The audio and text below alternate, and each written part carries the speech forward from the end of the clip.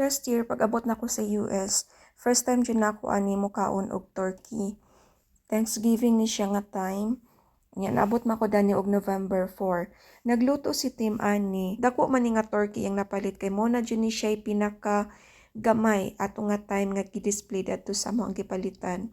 Unya, iyan ning gikuha ning murag dugo sa turkey. Then ni siya murag liver siguro. Uban pa. Wa niya giapil, iyang gilabay. Unya, diri nga part sab sa turkey, iya aning gitanggal ug wala sab niya giapil sa iya ang pagluto. Kani nga time na nagigama si Tim nga chicken broth para sa turkey. Iya ang pamaagi iyang gi-inject para tender ug juicy daw after niyang ibutang sa oven. So lain-lain magpamaagi sa pagluto sa turkey, mo sab niyang nakita sa YouTube, iya pong gigaya so nipalit siya aning dako nga mura siyag injection para isulod ang sauce dani sa turkey.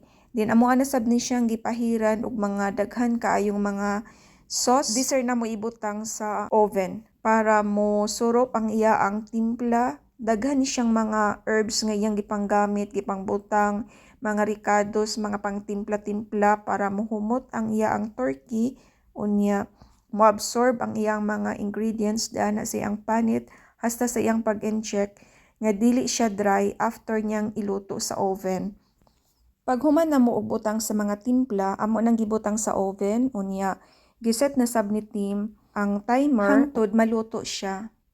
Unya kani nga time gitanggalin ni Tim ang turkey sa oven, iya nang gi-check kung luto na ba.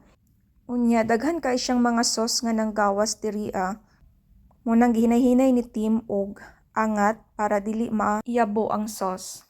Then iya ni siyang gislice, kitanaw niya kung okay na ba. Giganahan si Tim, pagka-slice niya kay juicy and tender gyud siya.